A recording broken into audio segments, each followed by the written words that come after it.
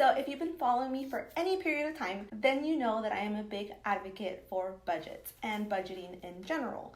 I think having a good understanding of your money coming in and how it goes out, once you really zone into that and you own it, then you're able to make the best possible decision to reach your goals now and in the future. Now, let me clear something up. It does not matter how much money you make, you should have a budget. If you're making any kind of money and you got bills to pay, then you should have some kind of a budget. Obviously, do what works for you, and as long as you know where your money is coming from and where it is going, you are budgeting and all is good. So for those of you who don't know, I was in the restaurant industry for 10 plus years on and off.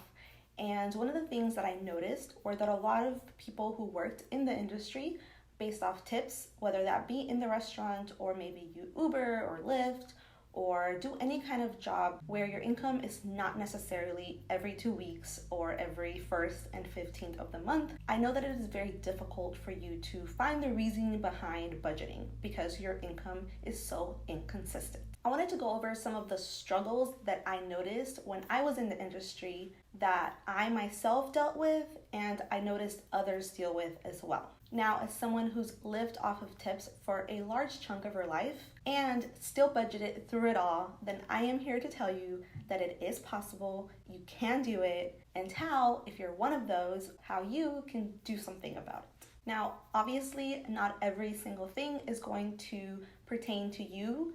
I think at the end of the day, what matters is that you realize where you're struggling, why you're struggling, and once you find the issue, then you can start doing something about it. So if you make an inconsistent income and you are not budgeting, then hear me out. Maybe, just maybe, I can change your mind. If you are new to my channel, hi, welcome. My name is Lizbeth, and I make videos that help you plan for a better financial future while living your best life today. So if that's something that you're interested in, then don't forget to subscribe and hit the notification bell so that you don't miss out on new weekly videos. So without further ado, let's get started.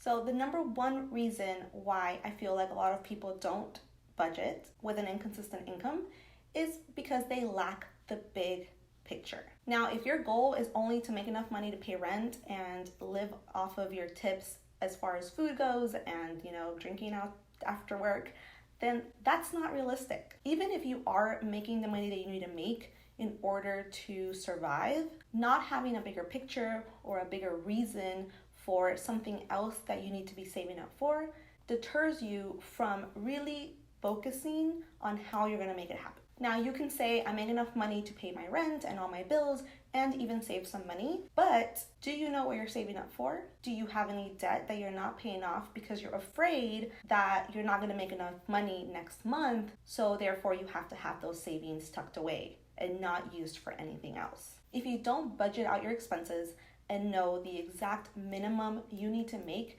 in order to pay off those bills, but then you also don't have a plan for what you're going to do with the leftover, then you're not looking at what the bigger picture could be. You have to have a bigger purpose, whether it is that you want to travel more, whether it is that you want to pay off your debt, whether it is that you want to graduate school with the least amount of debt. You have to know your why. You have to know why you are budgeting or why you want to start budgeting in order for you to maximize how you use that budget. But it starts with having that big picture. So my first tip to you is to figure out your why, or come up with a goal that you really want to make happen.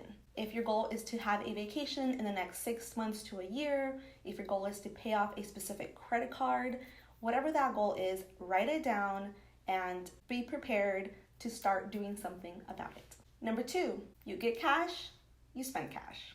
I was in the restaurant industry for a very long time, and one of the things that we like to do after work was go to the bar across the street and have a drink or two after a long shift. And what I noticed was that a lot of the people that I worked with spent the money they just made right after they made it. They got cash, they spent cash. I remember being called out for using my debit card or credit card in order to purchase my drinks when I had just literally walked out with cash.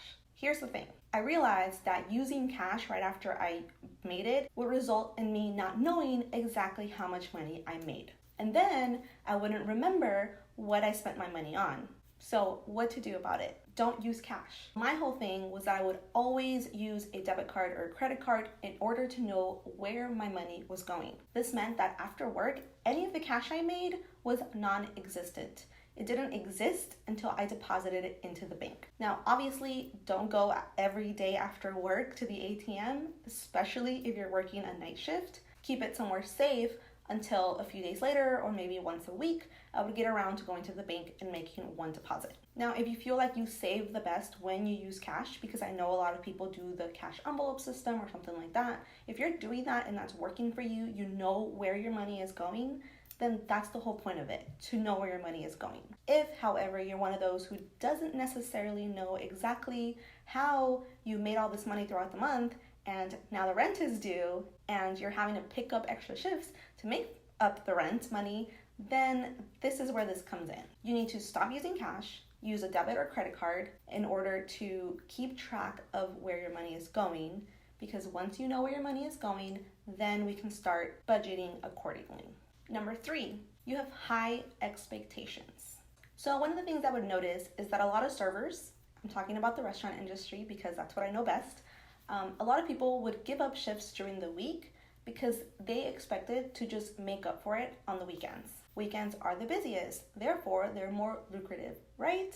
Although yes, that is very true, and that is usually when I made most of my money, I did not like depending on the weekends to possibly make up the money that I needed to make that week and instead give up some of my shifts during the week. Now, the thing with setting these high expectations is that sometimes you are going to be let down. And if this is the weekend before your rent is due, then you are going to be in a very, very tight spot. So how to handle this? Create a schedule for yourself. If you are a server or bartender, this is definitely a lot easier to do because you sit down with a manager and you tell them what kind of schedule you would like to have for yourself. And then stick to it. If you are a freelancer or something like that, then make sure that you know exactly what days you are working, set hours for yourself, and make sure that you are actually working during those times. By creating a schedule, you are setting up this consistency in money coming in. Now, I remember during college, I focused on making sure that all my classes were on Tuesdays and Thursdays.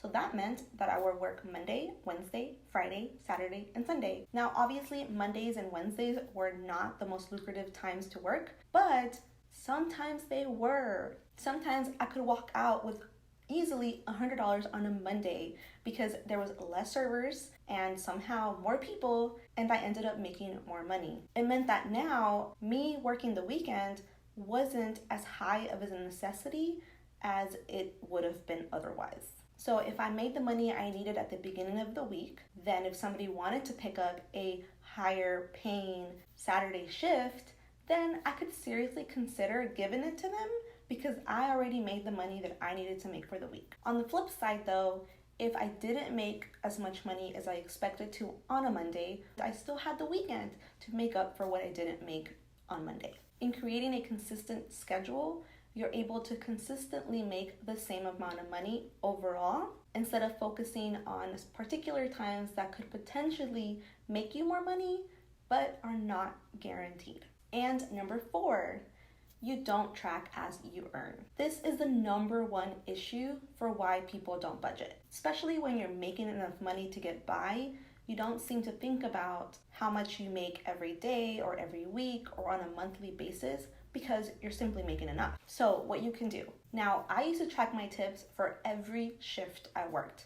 If I worked a Monday lunch shift and a Wednesday night shift and a Friday mid shift, I would keep track of what I made that day for that shift. So that if I worked any Monday lunch shift, I had an average number that I knew that I could make because I had tracked all my Monday lunch shifts prior to that. So if you maintain a consistent schedule, as I mentioned before, then you're able to track how much you make on a weekly basis, how much you make on a monthly basis, and therefore how much you can expect to make the following month. Once you have a good idea of how much you can expect to make on a monthly basis, because you are able to average it out, then you can really start focusing on number 1, which are your goals. When I was in college, I had a planner because I used it for school.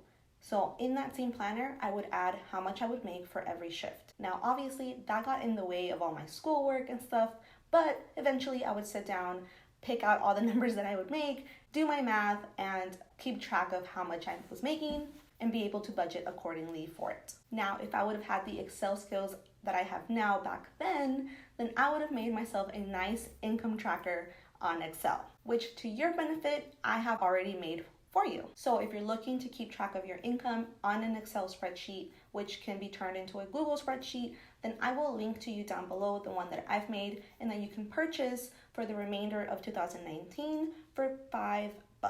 It is super simple to use. There's a link to a video that will show you exactly how it looks like, the layout, what it's meant to do, and all that good stuff. So go ahead and check it out if you're looking for something that's ready to use and easy to implement. Now, obviously you can make your own spreadsheet or you can keep track of it on a planner or on a notebook or anything. As long as you're keeping track of how much you're making on every shift, make sure to include, the day of the week, because if that matters as far as like making more money on the weekends as the restaurant industry, or maybe for you, the busier times is during the week, then you can kind of balance out your schedule to get a little bit of both and be able to maximize your income. Once you're able to keep track of your income and then you have an average of how much you can make weekly or monthly, then you can go on and start creating a budget. And once you create a budget, you can actually get some of those goals that you wrote down taken care of. So there you have it. I hope this gave you a little bit more clarity on what you can do about your situation, steps you can take to kind of move forward and really take charge of your own finances. The beauty about inconsistent income, and at least for myself when I was in the restaurant industry, was that there was a lot of possibility of earning more when I needed to earn more. And by maintaining a budget, I knew exactly how much I needed to make.